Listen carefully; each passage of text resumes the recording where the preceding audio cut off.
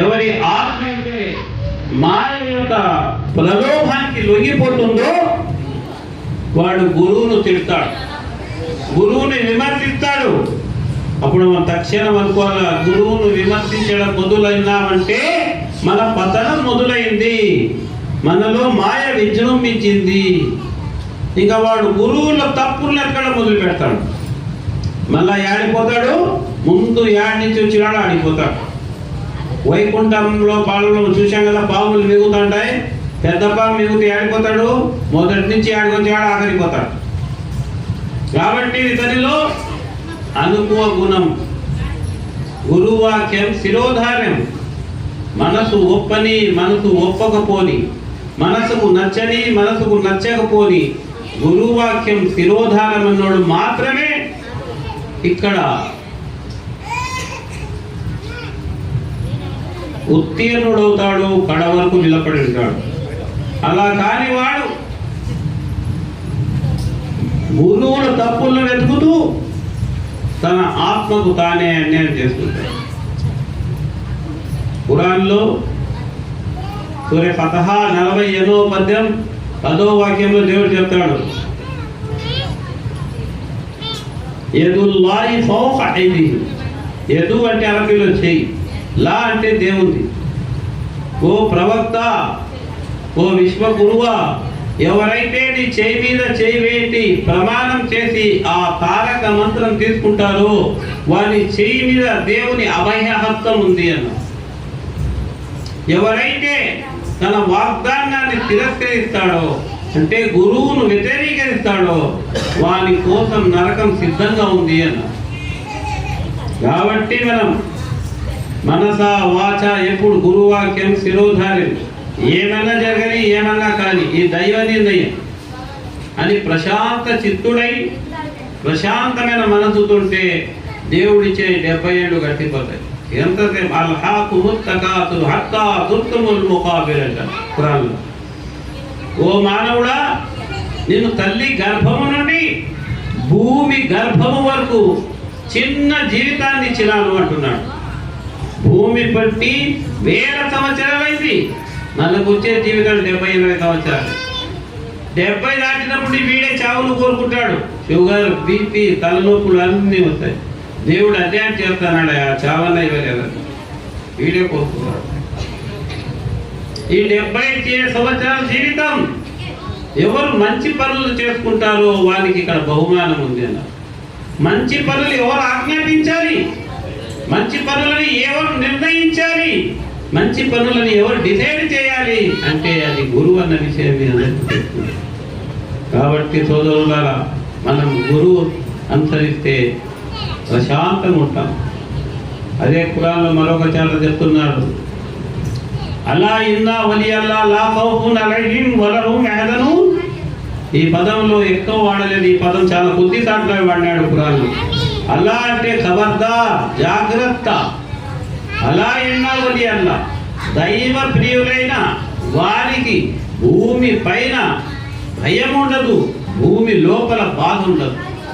ఎవరైతే దైవ ప్రియులైన గురువుల ఇంట ఉంటే వానికి భూమి మీద భయం ఉండదు, భూమి లోపల బాధ ఉండదు అని గ్రంథం చెప్తుంది.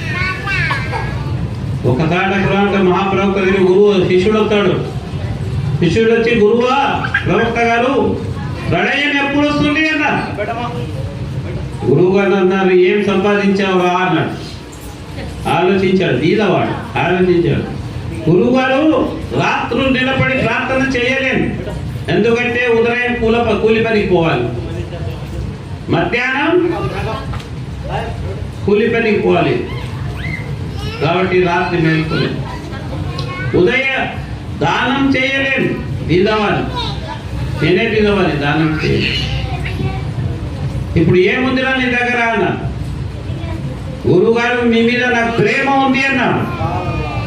గురువుగారు చెప్పారు, అది పెట్టు. భూమి మీద ఎవరి మీద ప్రేమ పెడితే చనిపోయిన తర్వాత వాళ్ళ వెంట లేస్తావు అన్నా.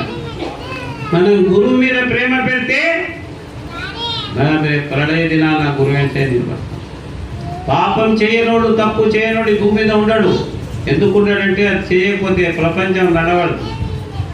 ఒక పాపం చేస్తే ఒక పుణ్యం చేయి, నీ పాపాన్ని క్షమింపబడుతుంది అన్నారు మహాగురువు గారు. చూశారా, పాపం అనేది దీని లోపల తయారవుతుంది. దొంగతనం చేయి, తారాయి తాగు లోపల మొదలవుతుంది.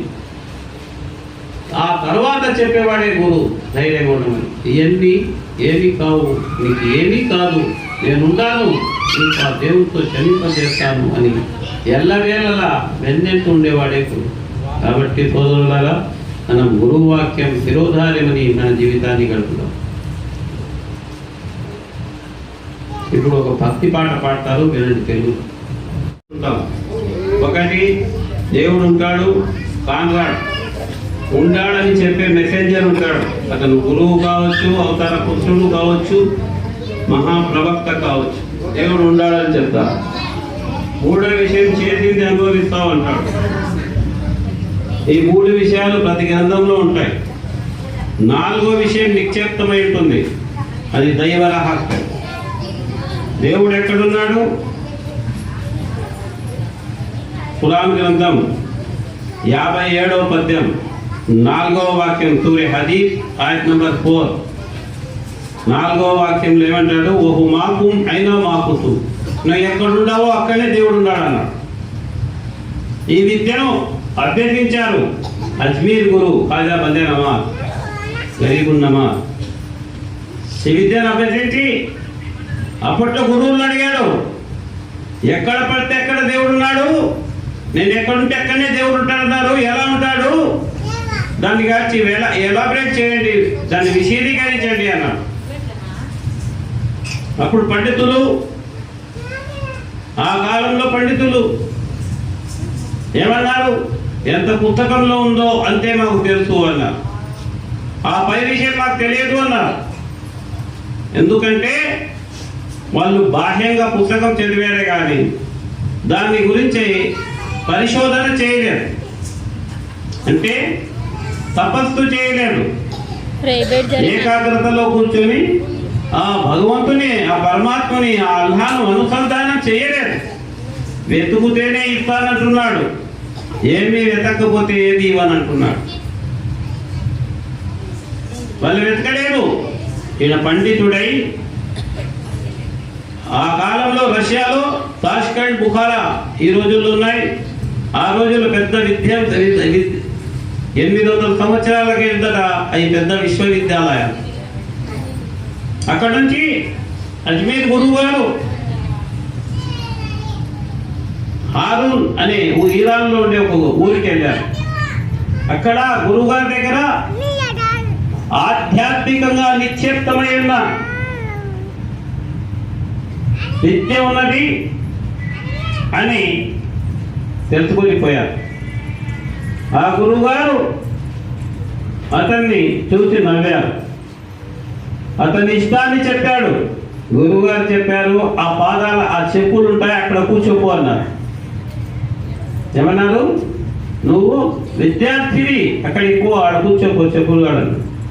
ఈ విద్య వినయ విధేయతలతో తప్ప అహంకారంతో వచ్చేది కాదు. ఇప్పుడు మాయా మాయా అంటాం. మాయను గురించి ఖురాన్ చెప్తుంది. ఈ విశ్వాన్ని సృష్టించినాక సర్వలోక సృష్టికర్త మాయను సృష్టించాడు. ఆ మాయ, వీళ్ళు జిన్నాతులు అంటారు, మాయ అంటారు, శైతాన్ అంటారు.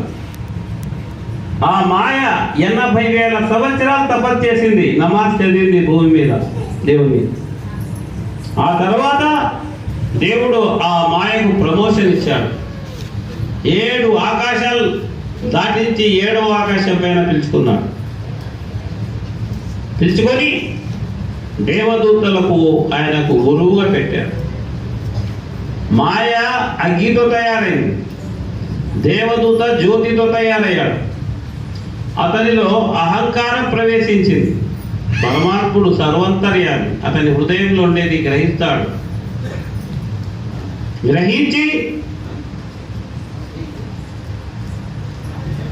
నేను ఒక ఖలీఫాను, అంటే భూమి మీద నా యొక్క ప్రతినిధిని, గురువును తయారు చేస్తున్నాను అన్నాడు. అని మట్టితో ఆ బొమ్మను సృజించారు. సృజించిన తర్వాత సూర్య శబ్దాలు వస్తుంది ఈ తర్జుమా. అతనిలో సుమ్మస్ ఇన్ని రాయిలోన్ ఫిల్ అర్తి ఖలీఫా అన్నాడు. నేను గురువును, నా యొక్క ప్రతినిధిని సృష్టిస్తున్నాను అన్నాడు. సుమ్మ సవ్వావున్ వనఫక్తిహి మిన్ రూహి, అందులో తన ఆత్మను ఊదినాను అంటున్నాడు. ఆ బొమ్మ గురువు నిలబడతానే దేవదూతలకు చెప్పాడు, వెంటబడే ఆయనకు సాష్టాంగ నమస్కారం చేయండి అన్నారు. అందరూ సాష్టాంగ నమస్కారం చేశారు, దేవదూతలు చేశారు గురువుకు. అంతే మామ చెప్తారు కదా, గురువు పాదము బ్రహ్మ కడిగిన పాదమని. దేవదూతలంతా ఆయనకు ప్రణమిలిన ప్రమాణం చేశారు. ఒక్క మాయ ఇబ్లీస్ మాయ కాలేదు. పరమాత్ముడు అల్లాడుతున్నాడు, ఏ వస్తువు నీకు అతన్ని పాదాన్ని వందనం చేసేదానికి తిరస్కరించింది అన్నాడు.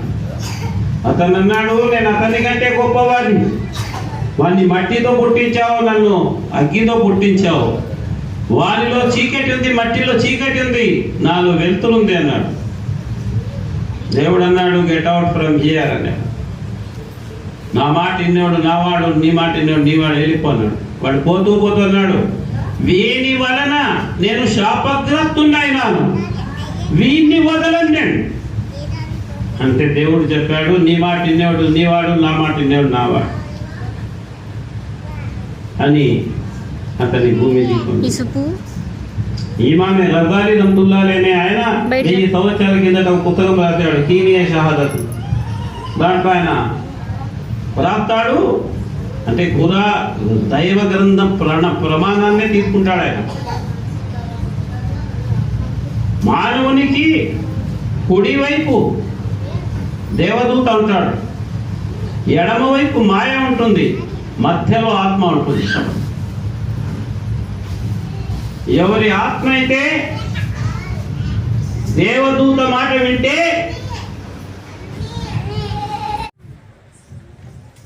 వీళ్ళంతా మాట్లాడినాక నాకు మాట్లాడాలి. మా గురువు గారు చెప్పిన వాక్యం, యౌమైదిన్ తుహద్దిసు అఖ్బారహా, ఇది గ్రంథంలో దైవదత్త గ్రంథమైన వాక్యం. యౌమైదిన్ తుహద్దిసు అఖ్బారహా, మహాప్రవక్త విశ్వప్రవక్త గురువుగారు, విశ్వగురువు గారు తన శిష్యులను అడుగుతారు. అంటే దాని అర్థం ఏమిటో తెలుసా, ఈ భూమి ఏమిటి అని అర్థం. ఈ భూమి ఏమిటి అంటే శిష్యులు అంటారు, దేవునికి దేవుని ప్రవక్తకే తెలుసు అని. అప్పుడు ఆయన చెప్తాడు, ఈ భూమి మీ విషయంలో సాక్ష్యం చెప్తుంది. ఈ భూమి మీ విషయంలో సాక్ష్యం చెప్తుంది. ఏమని, ఫలానా రోజు వీళ్ళు ఫలాని గురువు గారి దగ్గర పోయినారు, ఆయన దైవానుగ్రహం కోసం అక్కడికి పోయినారు, వాళ్ళ సమస్యల పరిష్కారం కోసం పోయినాడు. దేవుడా ఇతన్ని క్షమించు, ఇతని పాపాలను క్షమించు అని ఈ భూమి చెప్తుందంట.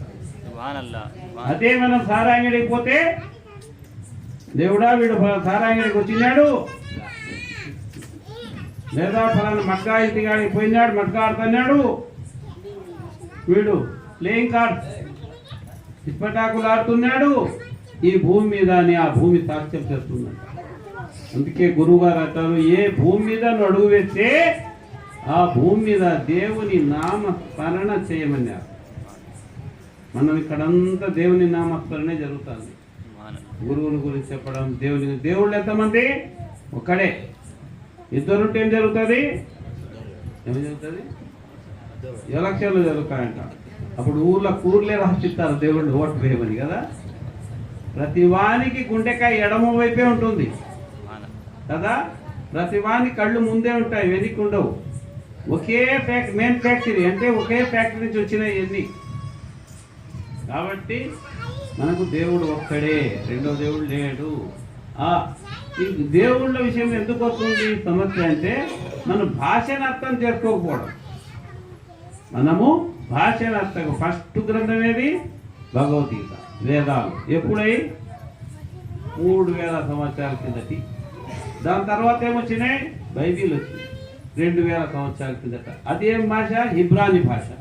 ఫస్ట్ది సంస్కృతం, రెండోది ఇబ్రానీ భాష, మూడవది అరబ్బీ 1400 సంవత్సరాల కిందట వచ్చింది. ఈ భాషలకు మానవులకు పరిచయం లేదు. వాడు మంత్రం చెప్తుంటే వాడు ఏం చెప్తున్నాడో వానికి అర్థం కాలే. ఇట్లా హిందూ సోదరికి తెలియడం లేదు చాలా మందికి, అట్లా ముస్లిం సోదరులకు తెలియడం లేదు వాడేం మాట్లాడుతుండేది చెప్తున్నాడు. ఇప్పుడు మన ఉదాహరణ, ఇప్పుడు తెల్లవారుజామున అదా ఇస్తారు కదా. ఏమిస్తారు? అల్లాహు అక్బర్ అంటారు. దాని అర్థం ఏమి? ముస్లిం అడగండి, చెప్పలేరు. దేవుడు గొప్పవాడు అని. ఎంత గొప్పవాడు అంటే, ఓ మానవుడా నువ్వు నిద్రపోతున్నావు, నీకు ఒక రోజు వస్తుంది, ఆ రోజు నిద్రపోలేవు కాబట్టి నువ్వు నిద్రను వదులు. నీ నిద్ర కంటే దైవ ప్రార్థన ముఖ్యమైనది, రా దైవ సన్నిధికి. అల్లాహు అక్బర్. అష్హదు అన్ లా ఇలాహ, దేవుడు ఒక్కడే అని సాక్ష్యం ఇస్తున్నాను అంటున్నాను. అష్హదు అన్న ముహమ్మద్ రసూలుల్లాహ్, నేను సాక్ష్యం ఇస్తున్నాను దైవ ప్రవక్త మహమ్మద్ గారు, గురువు గారు అని. ఆయన ఏమన్నాడు? నాకంటే ముందు 1,84,000 మంది వచ్చినారు ఈ భూమి మీదకి అన్నారు. కాబట్టి ఇంకేమంటాడు? హయ్యాల సలా, రా ప్రార్థన. హయ్యాల ఫలా, ఈ పొద్దు భూమి మీద ఉన్నావు, రేపు భూమి నీ మీదకి వస్తుంది. భూమి మీద, భూమి లోపల నువ్వు కృతార్థుని కావాలంటే ప్రార్థన పురాటు. అది అదా యొక్క అర్థం. మన హిందూ సోదరులు కూడా పిలుస్తుంటారు కదా, పిలుస్తుంటారు కదా. ఏమని పిలుస్తుంటారు? సుప్రభాతం ఉంది కదా మనకు కూడా. వాడంతే ఆడ చందారాత్రి పట్టుకు కూర్చుంటాడు మంచిది. ఏమి ఎక్కడైనా కానీ డబ్బు కొద్ది పనులు ఎట్లా జరుగుతాయా? డబ్బు అనేది ఒకటి. కాబట్టి అక్కడ కూడా సుప్రభాతం ఉంటుంది, సంధ్యావదనం ఉంటుంది కదా. మనకు ఆ సుశీల పాడుతుంటారు ఏమని? కౌసల్య రామ పూర్వ సంధ్య ప్రవర్తతే ఉత్తిష్ట నర శాస్త్రుల కర్తవ్యం దైవమాయికం అని సుశీల పాడుతుంటారు. వీడు కమ్మగా నిద్రపోతుంటాడు, వీళ్ళు అదాయితే నిద్రపోతాడు, ఇతను సుప్రభాతం ఇస్తే పడుకుంటాడు. అర్థమేమి? కౌసల్య పుత్రుడైన రామ పూర్వ సంధ్యా తెల్లవారు వచ్చింది, ఉత్తిష్ట లేయి, నరశాస్త్రుల మానవులలో ఉత్తమమైన వాడా, కర్తవ్యం దైవమానికం, నీకు ఇచ్చిన ప్రార్థన విధిని నిర్వహించు అంటున్నారు. వీళ్ళు నిద్రపోతుంది. కాబట్టి మనం భాష తెలుసుకోవాలి, మంత్రం చదివితే దాని అర్థం తెలుసుకోవాలి, అప్పుడే ఈ ఆత్మ ప్రశాంతంగా ఉంటుంది. కాబట్టి మనము ఎప్పుడు ప్రశాంతంగా. ఇంతకుముందు ఒక కథ చెప్పినారు, గురు చరిత్ర కథ ఒకటి. ఏది? అతను చెప్పినాడు, అది ఉర్దూలో చెప్పినాడు. గురు చరిత్రలో ఉండే కథ అది. ఏమని? ఒక ఇద్దరు అన్నదమ్ములు ఉన్నారు. ఒక అతను ఎప్పుడు గురువు సేవ చేసుకునేవాడు, ఒక అతను జూదాలాడుతూ వ్యాపారాలు చేస్తూ ప్రపంచ వ్యామోహంలో తిరిగేవాడు. 10 సంవత్సరాలు గడిచింది. వీడు 2 ఇళ్ళు కొన్నాడు ఆ వీధిలో. ఎవడు? వ్యాపారాలు చేస్తూ తాగుతూ జూదాలాడుతున్నటువంటి 2 ఇళ్ళు కొన్నాడు. వీడు ఎప్పుడు అట్టున్నాడు అదే పాత సైకిల్లో తిరుగుతున్నాడు. ఏదో ఉద్యోగం చేసుకోవడం, చిన్న గుమాస్తా ఉద్యోగం అది తెచ్చుకోవడం, తినడం, ఒక పాత సైకిల్ ఉంటే దాన్ని తుడుపుకుంటూ తిరుగుతున్నాడు. పని అయిపోతానే సాయంత్రం 5 అవుతానే గురువు దగ్గరికి పోవడం, గురువు సేవ చేయడం, ఆయన నీళ్ళు గిళ్ళు అందియడం, ఏదన్నా ఉంటాడా తసు ఉండడం, ఆశ్రమం చేయడం, రాత్రి 8 అయితే ఇంటికి పోవడం. ఇది అతను దినచర్య. 10 ఏళ్ళు గడిచింది. 10 ఏళ్ళు గడిచిన తర్వాత ఇంకా వీధిలో వాళ్ళు అంటారు కదా, ఏమ్మా ఎప్పుడు మీ ఆయన గురువు గురువు అని పొద్దున పోతాడు, డ్యూటీ చేస్తాను ఆడిపోతాడు, రాత్రి వస్తాడు. 10 ఏళ్ళ నుంచి ఎట్టుండేటోళ్ళు అట్నే ఉండారే. గురువును ప్రార్థించకుండా మీ బావగారు అంటే మీ పెద్దన్న గారు బావగారు 2 మిద్దెలు కొన్నాడు 10 సంవత్సరాల్లో. ఏ ప్రయోజనం గురువు దగ్గర పోయి అన్న. ఇంకా భార్య కదా, ఐడియా ఏముంది, ఇంకా వాళ్ళని పట్టుకొని బరకడం మొదలుపెట్టింది. ఇంకా బాధ తట్టుకోలేకపోయి మామూలుగా మెత్త గురువుగారు అన్నాడు, గురువుగారు అన్నాడు కోపంగా. ఎందుకు అలా బరికిందిలే, ఆ మంటకు తట్టుకోలే. అర్థం చేసుకున్నాడు, ఏదో మాట కథ మారిందిరా, సంథింగ్ ఇది రాంగ్ అని అడిగినాడు. ఏమైనా నేను 10 సంవత్సరాల నుంచి మీ సేవ చేసుకుంటున్నాను, ఎట్టుండేటోని అట్నే ఉండాలి స్వామి అన్నాడు. ఓహో అట్టాగా, రేపు రారా అన్నాడు. ఇంటికి పోయినాడు, చెప్పినాడు భార్యకు రేపు రమ్మని. అంటే ఆ గురువుగారు ఏదో బంగారు ఇంటికి ఇస్తారు ఒకటి, ఈ దెబ్బతో మన జాతకం మారిపోతుంది అని చెప్పినాడు. చెప్తాను భార్య ఎప్పుడు లేని గుడ్డలు తీసి బయటికి ఉతికి ఆరేసి మత్స్యాన్ని ఇస్త్రీ చేసి తొడిగించి పంపింది. ఏదో ఒకటి తీసి మోసుకొని రాకపోతే వాడు వచ్చినాడు. వచ్చి గురువుగారు అప్పుడు అంత గట్టిగా అన్నాడు, ఇప్పుడు చాలా వినయంగా అంటున్నాడు గురువుగారు. సరే అర్థం చేస్తున్నాడు ఆయన.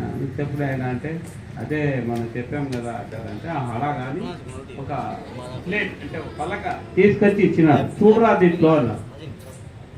చూస్తే మన 5గురికే సౌకర్యం. ఒక 10 కార్లు, ఒక 50 కోట్ల రూపాయల బిల్డింగ్, ఒక 20-30 మంది పరిచారికలు, రాజభవనం మాదిరి ఉంది. ఎవరితో మీ అదృష్టవంతుడు అన్నాడు. చూడరా బాగా అన్నాడు. చూసే వాళ్ళ అన్నే, ఇదేంటి స్వామి మా అన్న ఇంత సౌకర్యం కాదే, 5 ఇటోళ్ళు వీధికి 4 ఉంటారు, వీడంత పెద్ద సౌకర్యం కాదు, ఇదేంటి ఇలా ఉంది అన్నాడు. సరే ఆ పలకాయ తీసా, ఈ పలక చూడరా అన్నాడు. ఆ పలకలు చూస్తే రోడ్డు మీద ఒక కుష్టి వ్యాధుడు పట్టుకున్నాడు, దోమలన్నీ కలుపుతున్నాడు. నీడెవడు స్వామి ఇంత ఆగర్భ దరిద్రుడు అన్నాడు. బాగా చూడరా అంటే చూస్తే వీడియో వీడికి భయం పుట్టుకునింది. ఇదేంటి నాయన నేను అక్కడ ఉన్నాను, ఇప్పుడు బాగుండానే, ఏం విషయం అన్నాడు.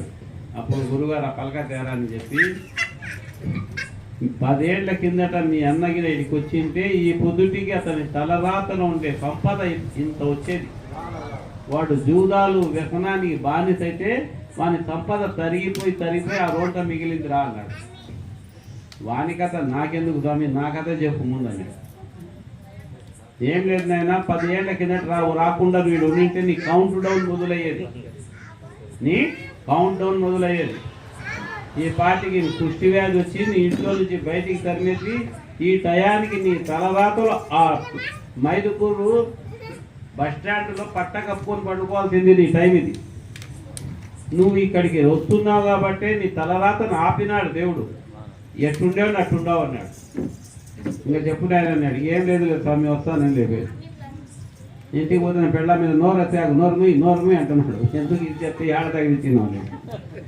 కాబట్టి మనకు తెలియకుండానే మనం ఇక్కడికి వస్తున్నాం. ఈ భూమి మీద కాలు పెడతానే మన వెనక ఉండే రోగాలు, మనకు రాబోయే ప్రమాదాలు, మనకు రాబోయే కష్టాలు, పెద్ద పెద్ద కష్టాలను చిన్నగా మారుస్తాడు దేవుడు. చిన్నదానం తొలగిస్తాడు, పెద్దదానం తొలగాడు, చిన్నదానిగా మారుస్తాడు. చిన్నని తొలగిస్తాడు. పెద్ద పెద్ద రోగాలు, పెద్ద పెద్ద కష్టాలు ఏవి లేదనుకో మనకి డెవలప్మెంట్ మొదలవుతుంది. వీడు అడిగినాడు. నేను గురువుగారిని కూడా అయితే అడిగాను, ఏమయ్యా గురుగారు, ఒకనికి 10 సంవత్సరం నుంచి వస్తున్నాడు, పని కావడం లేదు. ఒకనికి 3 నెలలకు వస్తానే పని అయింది, ఒకరికి 1 రోజుకే పని అయింది, ఏమిటి ఇది అని అంటే, వాని తలరాత నీకు తెలియదు నాయనా. వాడికి 1 రోజులో అని పనులైనాయంటే వాని కర్మలో దోషాలు లేవు. కాబట్టి వీడికి వస్తాను దేవుడు వానికి ఏదో ఒకటి ఇవ్వాలి కదా. కాబట్టి అతనికి అడిగింది ఇచ్చినాడు. ఇంకొకడు వచ్చినాడు, వాడు అడిగితే ఈలే దేవుడు. ఎందుకు ఈలేదంటే వాని వెనకల వానికి ఈ టైంలో రోగం తగులుకుంటేది ఉంది. యాక్సిడెంట్ జరిగేది ఉంది, ప్రమాదం జరిగేది ఉంది, అన్నదమ్ములు కొట్టుకొని జైల్లోకి పోయేది ఉంది. ఇవన్నీ ఉన్నాయి వాడి వెనకంబడి. వాడికి వచ్చిపోయినందుకు ఒక కష్టం తీసేసిన, ఒక ప్రమాదం తీసేసిన, ఒక నష్టం వచ్చే నష్టాన్ని తొలగించేసిన, వాడిని మోసం చేయాలని చూడేసుకునేటోళ్ళను వాళ్ళ మోసం నుంచి ఇతన్ని కాపాడినా. ఇవన్నీ కాపాడుతూ వస్తున్నాను. ఇవన్నీ అయిన తర్వాత వాడిని కోరింది ఇస్తాను అంటున్నాడు. ఇప్పుడు వాడు ఏదో ఒకటి కోరినాడు, వీడి కాలు ఎదిగిపోయింది, ఏం చేస్తాడు?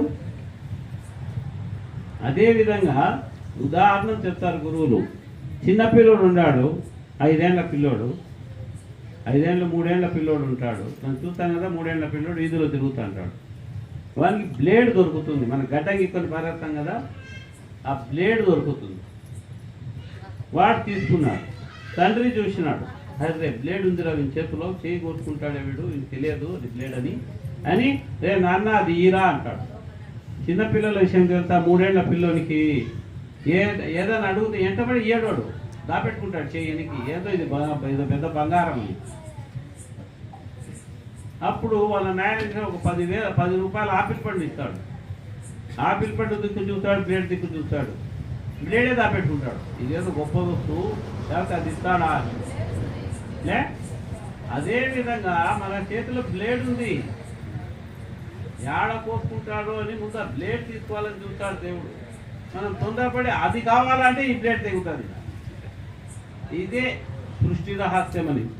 ఆ సృష్టి రహస్యాన్ని శిష్యుడు సహనంగా ఉండాల. గురువు వాక్యం శిరోధారం. ఇక్కడ పాకపోతే ఎక్కడికి పోవాలి? నేను చెప్పినాను కదా, అయోమయదింతు హద్దితు అక్బారహ. ఈ భూమి సాక్ష్యం చెప్తుంది. ఈరోజు వీళ్ళంతా వచ్చి ఇక్కడ కేవలం దేవుని కోసం, గురువు యొక్క కారుణ్యం కోసం, గురువు యొక్క దీవెన కోసం వచ్చినారు. దేవుడా వీళ్ళు, వీళ్ళ కోరికలు నెరవేర్చు, వీళ్ళ సమస్యలు తీర్చు, వీళ్ళ కష్టాలు తొలగించు, వీళ్ళ పూర్వజన్మ కర్మలో ఉండే దోషాలను తొలగించు అని దేవుని దేవదూతలు కోరుకుంటారు. అటువంటి ఫలం ఇది. కాబట్టి సోదరులారా, మనకు నిజంగా ఈ దినం సుదినం, అదృష్ట దినం. కాబట్టి మనం వస్తుండాలి. ఇక ఈడికి పోకపోతే యాడిపోవాలి చెప్పండి. కాబట్టి మనం ఇక్కడికి వస్తుండాలా, మన సందేహాలు అడుగుతుండాలా, అడిగి తెలుసుకుంటుండాలా. చేద్దామాలా? ఇప్పుడు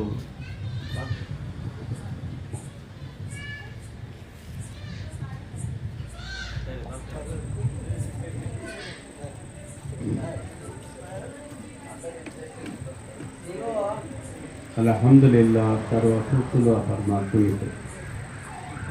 ఓ సర్వలోక సృష్టికర్త తండ్రి, ఎంతోమంది ఇక్కడ ఆసీనులై ఉన్నారు. తమ కోరికలను మోసుకొని ఇక్కడికి వచ్చినారు. తండ్రి, వాళ్ళ కోరికలను నెరవేర్చు. ఓ సర్వలోక సృష్టికర్త, వాళ్ళ హృదయాల్లో ఉండే బాధలు తొలగించు. వాళ్లకు ఆరోగ్యాలు ప్రసాదించు. వాళ్ళ అదృష్టంలో లేని వాళ్ళ అదృష్టంలో లేని సౌభాగ్యాలను ప్రసాదించు. వాళ్ళు చేసే వ్యాపారాల్లో అభివృద్ధి ప్రసాదించు. వాళ్ళు చేస్తున్న వ్యవసాయంలో లాభాలను ప్రసాదించు. వాళ్ళు చేస్తున్న ఉద్యోగాల్లో ప్రమోషన్లు ప్రసాదించు. వాళ్ళు చేస్తున్న పనులలో అభివృద్ధి ప్రసాదించు. సర్వలోక సృష్టికర్త ఓ పరమాత్మ, ఓ అల్లా, వాళ్ళ మనసుల్లో శాంతిని, సుఖాన్ని ప్రసాదించు. ఎవరి పిల్లలైతే ఉద్యోగాలు లేక బాధపడుతున్నారో వాళ్ళకి ఉద్యోగాలను ప్రసాదించు. ఎవరి పిల్లలైతే చదువుల్లో వెనకబడిపోయినారో వాళ్లకు చదువులు ప్రసాదించు. ఎవరి పిల్లలైతే చెడు వ్యసనాలకు బానిసై తల్లిదండ్రులకు బాధ పెడుతున్నారో వాళ్ళకి మంచి బుద్ధిని ప్రసాదించు. మహాప్రవక్త చెప్పారు, పరమాత్మ, తల్లి పాదాల కింద స్వర్గం ఉందని, తండ్రి స్వర్గానికి ద్వారమని మహాప్రవక్త గారు సెలవిచ్చారు. ఆ భావన, ఆ జ్ఞానం మా సంతానంలో ప్రసాదించు. తండ్రి, రాబోయే రోజుల్లో జరిగే ప్రమాదాల నుండి కాపాడు. కష్టాల నుండి కాపాడు, నష్టాల నుండి కాపాడు. ఎవరెవరైతే తమ కోరికలతో ఇక్కడికి వచ్చారో వారి కోరికలు నెరవేర్చి వాళ్ళ ఆత్మలు సుఖశాంతులు ప్రసాదించు. వీటికి ఆటంకం కలిగించే భూత పేత పిశాచాలు పూర్వజన్మ కర్మ నుండి రక్షణ కల్పించాలని ఓ సర్వలోక సృష్టికర్త నేను మనస వాచ కర్మ త్రికరణ శుద్ధితో కోరుతున్నాను. మా ప్రార్థనతో దయతో అంగీకరించు.